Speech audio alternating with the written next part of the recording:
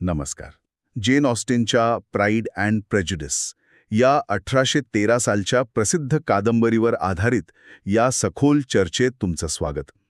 आज आपण फक्त कथेवरच नाही बोलणार, तर त्यातील सामाजिक निरीक्षणं, पात्रांमधली गुंतागुंत आणि मुख्य म्हणजे गर्व आणि पूर्वग्रह यांचा संघर्ष समजून घेणार आहोत.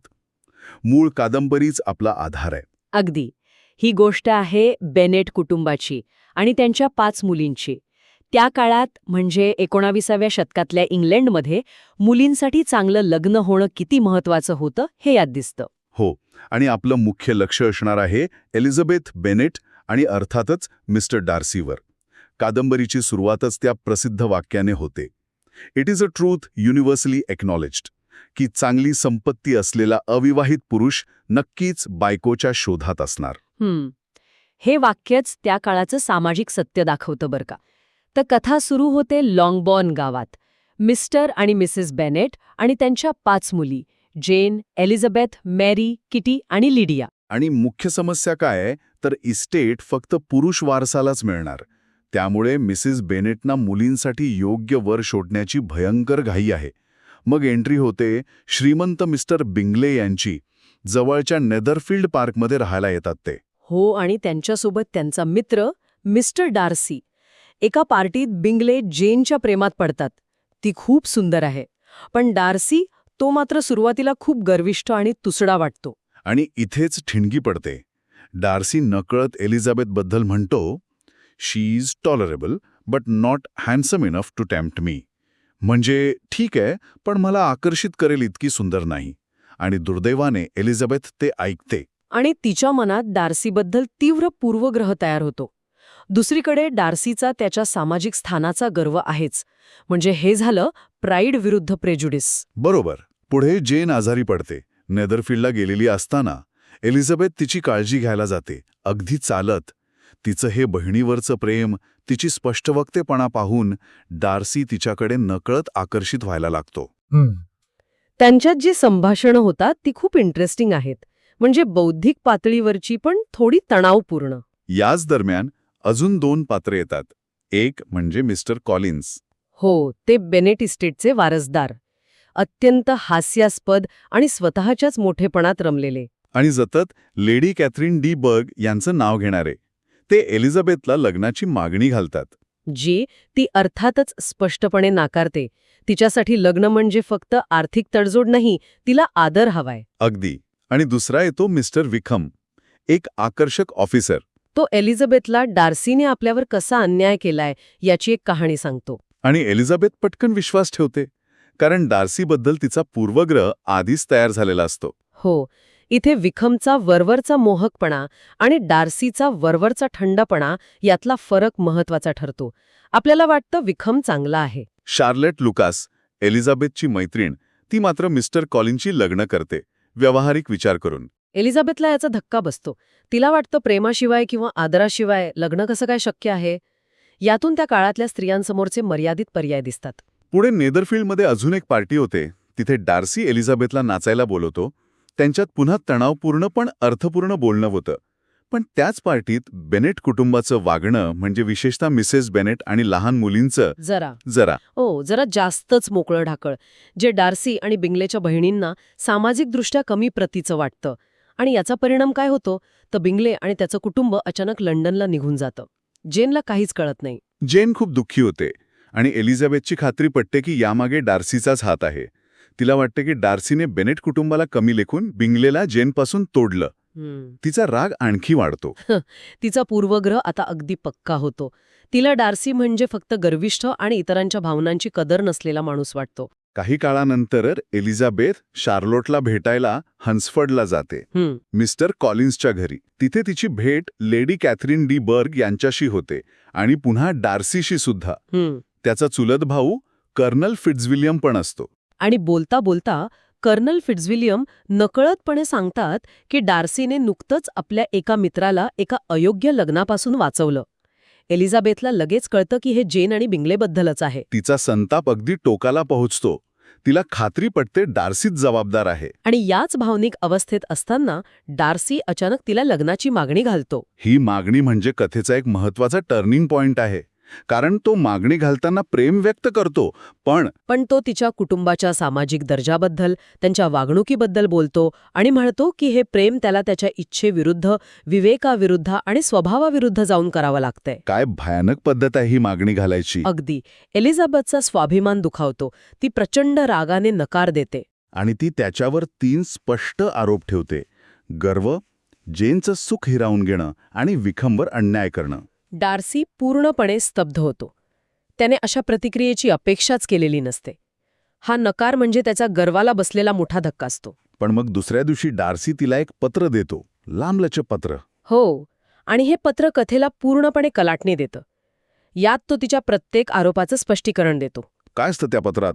जेनबद्दल आणि विखमबद्दल? जेनबद्दल तो म्हणतो की त्याला खरंच वाटलं होतं की ती बिंगलेबद्दल उदासीन आहे, म्हणजे तिचं प्रेम तितकं खोल नाही, आणि तिच्या कुटुंबाचं वागणं पण योग्य नव्हतं. पण विखमबद्दल जे सत्य तो सांगतो ते खूप धक्कादायक आहे. काय सांगतो तो? तो सांगतो की विखम कसा खोटाडा आणि संधीसाधू आहे. त्याने डार्सीच्या वडिलांनी दिलेला वारसा उधळून टाकला आणि नंतर पैशांसाठी डार्सीच्या फक्त 15 वर्षांच्या लहान बहिणीला जॉर्जियानाला फूस लावून पळवून नेण्याचा प्रयत्न केला होता. अरे देवा, म्हणजे विखम तर पूर्णपणे वेगळाच निघाला. एलिझाबेथवर काय परिणाम होतो याचा? तिच्यासाठी हा खूप मोठा धक्का असतो. म्हणजे एक आरसाच समोर येतो तिच्या. तिला पहिल्यांदा जाणवतं की तिचा स्वतःचा पूर्वग्रह किती तीव्र होता. ती विखमच्या नुसत्या बोलण्यावर, त्याच्या दिसण्यावर कशी फसली. तिला स्वतःच्या निर्णयशक्तीची लाज वाटते. आणि डार्सीबद्दलचं तिचं मत? पूर्णपणे बदलू लागतं. तिला कळतं की आपण त्याच्याबद्दल किती चुकीचा विचार करत होतो. हा तिथला बदल सुरू होण्याचा क्षण आहे. फक्त गैरसमज दूर होत नाहीत, तर तिची स्वतःबद्दलची आणि जगाबद्दलची समज बदलते. म्हणजे आता राग नाही, तर कदाचित एक प्रकारची सहानुभूती किंवा आदर वाटू लागतो डार्सीबद्दल. बरोबर. काही महिन्यांनी ती गार्डनर काका-काकूसोबत डर्बीशायरला फिरायला जाते आणि योगायोगाने डार्सीच्या इस्टेटला, पेंबरलेला भेट देते. तिला आधी भीती वाटते, पण डार्सी तिथे नाही हे कळल्यावर ती जाते. आणि पेंबरलेचा अनुभव तिच्यासाठी निर्णायक ठरतो. ती जागा, तिची सुंदरता, तिथली व्यवस्था आणि महत्त्वाचं म्हणजे तिथली नोकरदार बाई मिसेस रेनॉल्ड्स डार्सीबद्दल खूप चांगलं बोलतात की तो किती दयाळू आणि चांगला मालक आहे. म्हणजे तिने जी प्रतिमा मनात बनवली होती डार्सीची, त्यापेक्षा हे खूप वेगळं होतं. अगदी. तिला त्याच्या गर्विष्ठ मुखवट्यामागचा खरा माणूस दिसायला लागतो. आणि मग अनपेक्षितपणे डार्सी स्वतः तिथे येतो. हो, पण यावेळी त्याचं वागणं खूप बदललेलं असतं. तो खूप विनम्र असतो, आदराने वागतो, विशेषतः एलिझाबेथच्या काका-काकूंशी, जे सामाजिकदृष्ट्या त्याच्यापेक्षा कमी दर्जाचे मानले जातात. ही गोष्ट एलिझाबेथला खूप भावते.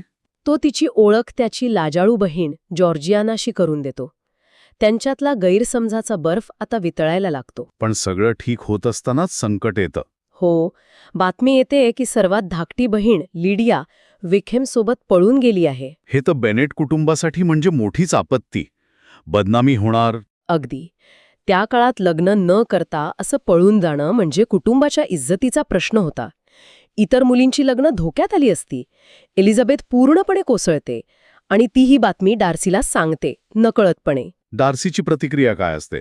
तो तिला दोष देतो का? नाही, अजिबात नाही. तो खूप सहानुभूतीने आणि गंभीरपणे प्रतिक्रिया देतो. तो लगेच मदतीसाठी तिथून निघून जातो. एलिझाबेथला मात्र वाटतं की आता डार्सी तिच्यापासून कायमचा दूर जाईल, कारण कुटुंबाची उरलीसुरली प्रतिष्ठा पण गेली. पण सत्य वेगळं असतं. नंतर कळतं की लिडिया आणि विखमचं लग्न झालंय. हो, आणि या लग्नाची सगळी व्यवस्था, म्हणजे विखमला शोधणं, त्याची प्रचंड कर्ज फेडणं आणि त्याला लिडियाशी लग्न करायला भाग पाडणं, हे सगळं डार्सीने केलं होतं. खरंच? पण गुप्तपणे? हो, गुप्तपणे. त्याने हे कोणालाही कळू दिलं नव्हतं. फक्त एलिझाबेथवरील प्रेमापोटी आणि तिच्या कुटुंबाला वाचवण्यासाठी त्याने हे केलं. हे कळल्यावर एलिझाबेथला काय वाटलं असेल? कल्पनाच करू शकतो आपण. तिला डार्सीच्या चारित्र्याची खरी वंची कळते. त्याचा निस्वार्थपणा, त्याचं प्रेम, तिचे सगळे पूर्वग्रह आता पूर्णपणे गळून पडतात. तिचा आदर आणि प्रेम आता खूप दृढ होतं. यानंतर गोष्टी पटापट घडतात. बिंगले परत येतो. हो, आणि जेनला मागणी घालतो. त्यांचं लग्न ठरतं. कुटुंबात आनंदी आनंद होतो. पण मग लेडी कॅथरीन डिबर्ग येतात, डार्सीची अहंकारी आत्या. त्यानं डार्सी आणि एलिझाबेथमधल्या जवळीकीची कुणकुण लागलेली असते. त्या येतात एलिझाबेथला धमकावायला. काय म्हणतात त्या? त्या म्हणतात की तिने डार्सीशी लग्न करू नये, कारण ती सामाजिकदृष्ट्या त्याच्या योग्यतेची नाही, ती खालच्या दर्जाची आहे. पण इथे एलिझाबेथचा स्वाभिमान आणि कणखरपणा दिसतो. ती अजिबात घाबरत नाही. ठीक आहे, उत्तर देते. ती अत्यंत धैर्याने आणि आत्मविश्वासाने लेडी कॅथरीनला सांगते की ती असं कोणतंही वचन देणार नाही. ती तिच्या मर्जीप्रमाणे वागेल. तिची ही स्वाभिमानी वृत्ती डार्सीला कळते आणि तो आणखीनच प्रभावित होतो. आणि मग तो क्षण येतो. डार्सी पुन्हा एलिझाबेथला भेटतो. यावेळी त्याचा दृष्टिकोन पूर्णपणे बदललेला असतो. तो पहिल्यासारखा गर्विष्ठ नसतो. तो पुन्हा मागणी घालतो. हो, पण यावेळी अत्यंत विनम्रपणे, आदराने. तो कबूल करतो की तिच्या नकाराने आणि तिच्या आरोपांनी त्याला स्वतःकडे बघायला शिकवलं, स्वतःमध्ये बदल करायला भाग पाडलं. तो सांगतो की त्याच्या भावना अजूनही तशाच आहेत. आणि एलिझाबेथ, जिचं मन आता पूर्णपणे बदललेलं आहे, जी डार्सीच्या खऱ्या स्वभावाला ओळखते आणि त्यावर प्रेम करते, ती आनंदाने आणि कृतज्ञतेने होकार देते. शेवटी दोघांचंही परिवर्तन पूर्ण होतं. डार्सीचा गर्व नम्रतेत बदलतो आणि एलिझाबेथचा पूर्वाग्रह समजूतदारपणात आणि प्रेमात. काय सुंदर शेवट आहे हा. त्यांचं नातं आता समान पातळीवरचं आहे. अगदी. परस्पर आदर आणि समजूतदारपणा हे त्याच्या मुळाशी आहेत. कादंबरीच्या शेवटी जेन आणि एलिझाबेथ दोघींचीही लग्न होतात. जेन आणि बिंगलेचं नातं गोड, प्रेमळ आहे. नातं जास्त बौद्धिक, गुंतागुंतीचं, पण तितकंच किंवा कदाचित जास्त खोल आणि मजबूत आहे, कारण ते एकमेकांना समजून घेऊन बदलून एकत्र आले आहेत. यातून ऑस्टिन काय सांगू पाहते असं वाटतं? मला वाटतं ती सांगते की खरा मोठेपणा हा केवळ संपत्ती किंवा सामाजिक स्थानावर अवलंबून नसतो. तो तुमच्या चारित्र्यात, नैतिकेत असतो. आणि महत्त्वाचं म्हणजे स्वतःच्या चुका स्वीकारून बदलण्याची तयारी दाखवण्यात असतो. एलिझाबेथचं पात्र तर स्त्रीचा आत्मसन्मान, स्वतंत्र विचार याचं प्रतीकच आहे. हो, आणि हे पण की पहिल्या इम्प्रेशनवर जाऊ नये. वरवरच्या गोष्टींवरून मतं बनवणं किती धोकादायक असू शकतं. बरोबर. खरं नातं हे एकमेकांना समजून घेण्यात, माफ करण्यात आणि एकत्र वाढण्यात असतं. एलिझाबेथ आणि डार्सी दोघंही बदलले, म्हणूनच त्यांचं नातं टिकलं आणि फुललं. जाता जाता एक विचार मनात येतो. ऑस्टिनच्या काळापासून आज समाज खूप बदललाय, बरोबर? विशेषतः स्त्रियांच्या संधी आणि स्थान यामध्ये. हो, नक्कीच. पण आजही आपण म्हणजे अगदी नकळतपणे का होईना लोकांच्या दिसण्यावरून, त्यांच्या आर्थिक किंवा सामाजिक स्थितीवरून किंवा पहिल्या भेटीतल्या वागण्यावरून मतं बनवतो का?